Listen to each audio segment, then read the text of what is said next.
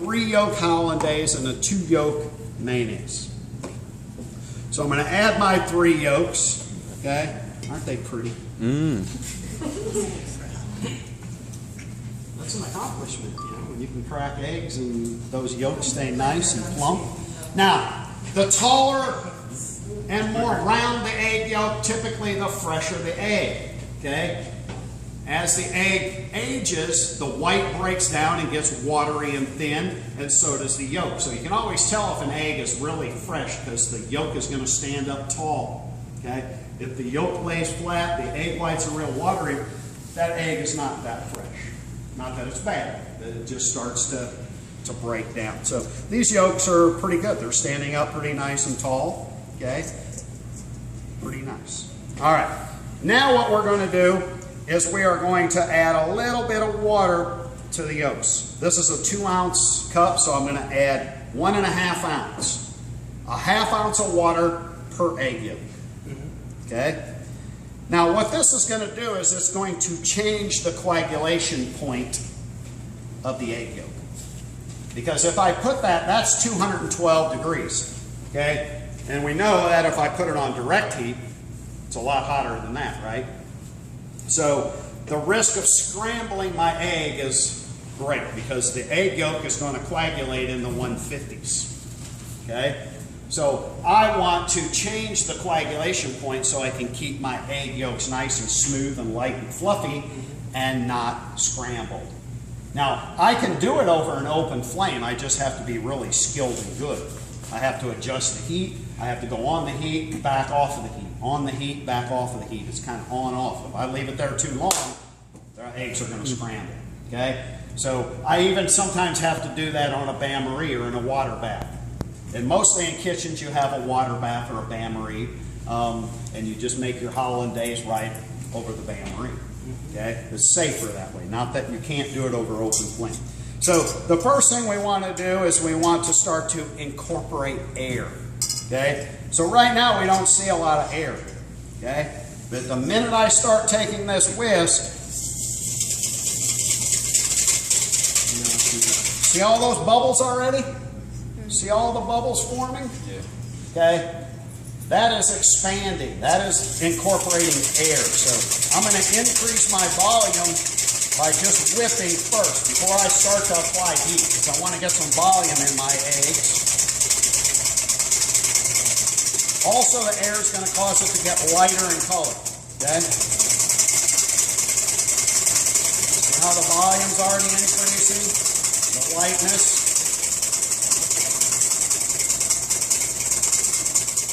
So if I make a 3 yolk Hollandaise and I get 10 or 12 portions out of it, and another person makes a 3 egg Hollandaise and gets 20 portions out of it, costs me the same.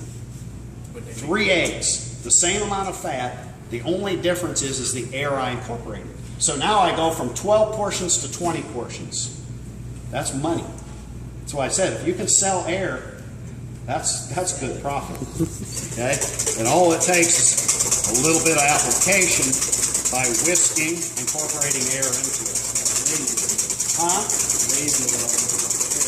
Yeah.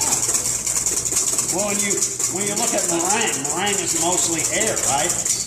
7 times the volume, so that's a lot of air. 6 times, air. That's all you're eating.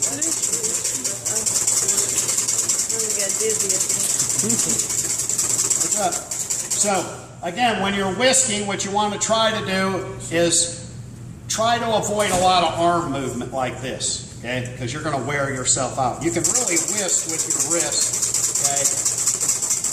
Save yourself a little bit. Just go back and forth, whisking vigorously. You can switch hands. So you see how the color of the egg yolk has changed? It's lighter now. It's fluffier.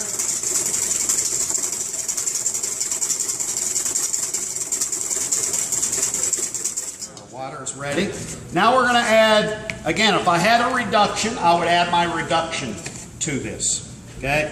But for this one, we're going to do a reduction later on the beurre blanc, so I'm going to just put the juice of a half of a lemon in here. Now, acid does a couple different things to protein. Okay? One, it's a tenderizer. It'll help break down connective tissues and fibers and tenderize. But 2, it will coagulate. It will firm proteins. Now, has anyone ever ate something called ceviche? Yeah. Okay. Ceviche, okay, is actually prepared, and whatever it is, if it's scallop, shrimp, fish, okay, it is cooked with the reaction of the amino acids in the protein and the acid from citrus, from lime, typically. Very weird. And it actually cooks the protein with never applying heat. Okay, so if you've ever eaten ceviche, it's never been exposed to heat. Your mind, you almost think you're eating raw meat, but Oh, it's so good. It's so good. once you get over that, it's really good. So now we got our water going. So what we want to do is, okay, we're going to place our bowl up here. We have to whisk, so we have to keep that moving. Otherwise, again, it will scramble on the sides of the bowl. So now I want to cook this until the protein coagulates. So I have to get it to the mid 150s for the protein to coagulate. Even a little higher because I added water to it. So I'm going to raise that coagulation point. So I have to keep it moving. And I'm going to cook it until what we say is ribbon stage. So if I take, you can see how the protein starts to coagulate already. Okay. What I want to do is get it to where I can form a figure 8, where I can draw a figure 8. Right now it's too liquidy. I can't do anything with it. Okay? Thanks, Chef. Okay? So I'm going to cook this to ribbon stage, okay? Now, I have to be careful. Like I said, if I have to back off the heat, see how that starts to thicken up quick? I don't want to scramble it, so back it off of the heat. Back on the heat. You control. You're in control. You're driving this puppy. Don't let it drive you. Okay? So see how that coagulated now? It almost looks like lemon curd, doesn't it? Have you ever had lemon curd? So look at the protein now. See how I can draw the figure 8? See my figure 8? Now, that's cooked perfect because I can draw the figure 8, but it's not overly thick to where it holds it. It dissipates. So I draw the figure 8. And it holds it. You can see the protein is already cooked more since I stopped just that few seconds. But see the figure 8 there? And then it dissipates. Okay, that's what I'm looking for. Okay. Now, of course, I killed bacteria because I cooked it way past the 135 degrees. So again, it's kind of a pasteurization process as well. Now we're going to take our fat. Let me have a cup. For every yolk, you can use about 3 ounces of fat. I'm going to use 8. I'm going to cut back by an ounce. Okay.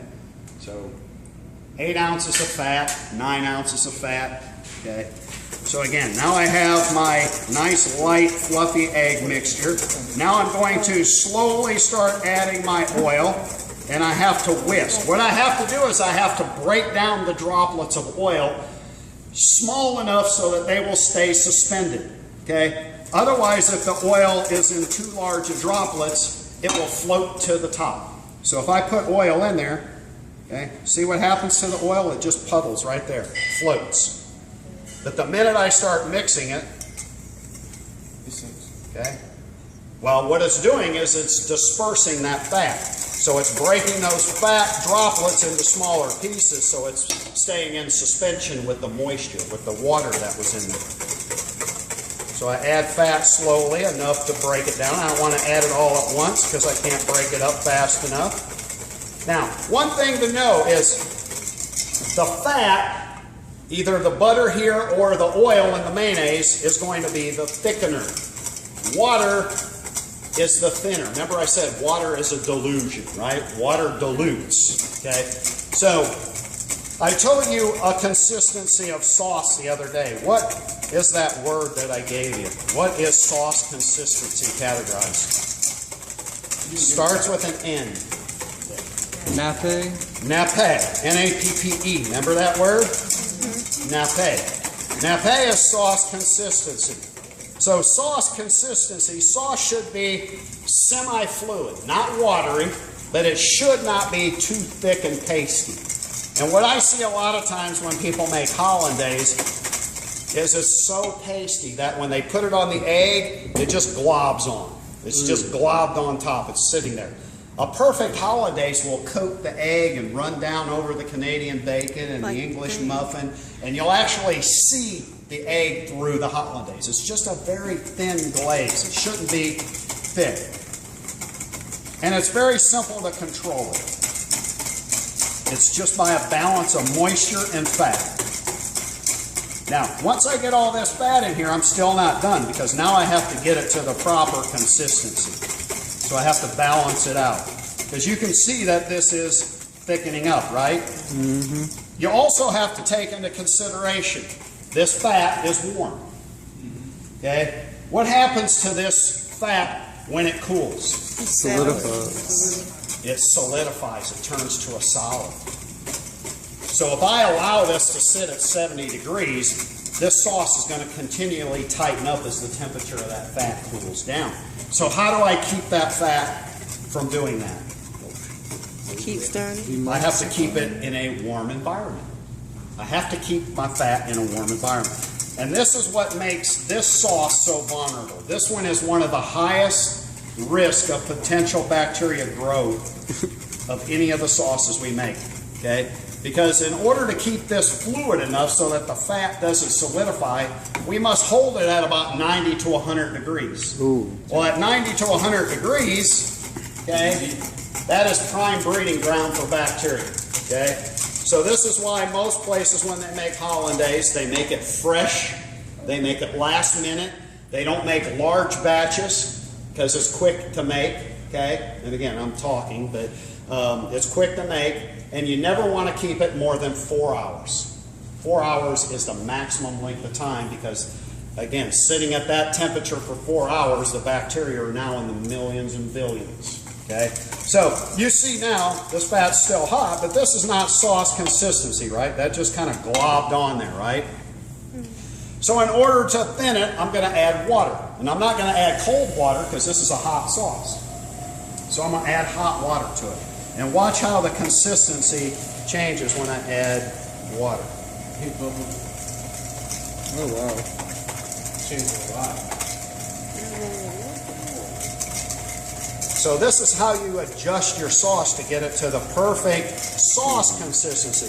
I think a lot of times in restaurants they make it and it's perfect, but they don't keep it at the right temperature so the fat thickens up.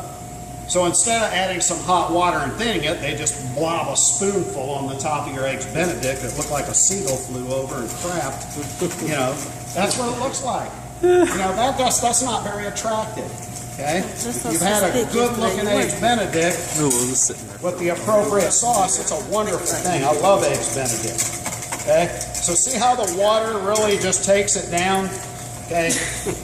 To much more of a sauce. Very fluid. Now, all we got left to do is add some salt. Okay, so we're going to add some salt. We're going to add a pinch of cayenne pepper. That is classical by Escoffier. Or you can use a little bit of hot sauce. Tabasco, Texas Pete, whatever. Now, those are vinegar based, so it's going to add that little bit of vinegar to it.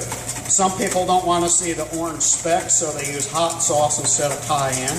But Escoffier used cayenne pepper. Huh? Cayenne is red. Yeah, it's orangish red. Compared to paprika, it's orange. Brick red. Huh? It's a nice observation. Nice observation. You still wrong. Well, when you see it next to paprika, it looks orange. Why is certain cayennes are darker than others? Smoked. No, smoked is a chipotle. That's, you know, smoked jalapenos and stuff. It could be just from the variety. It could be from the harvest.